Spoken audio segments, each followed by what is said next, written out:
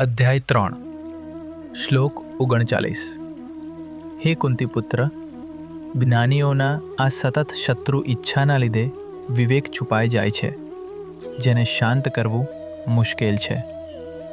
ભગવાન કહે છે કે દિવ્ય આત્મજ્ઞાન આપણા બધામાં હાજર છે, પણ તે રજસમાંથી ઉદ્ભવતા આ કામ અને ક્રોધથી ઘેરાયેલું હોય છે, જે માનવના શાશ્વત દુશ્મનો છે.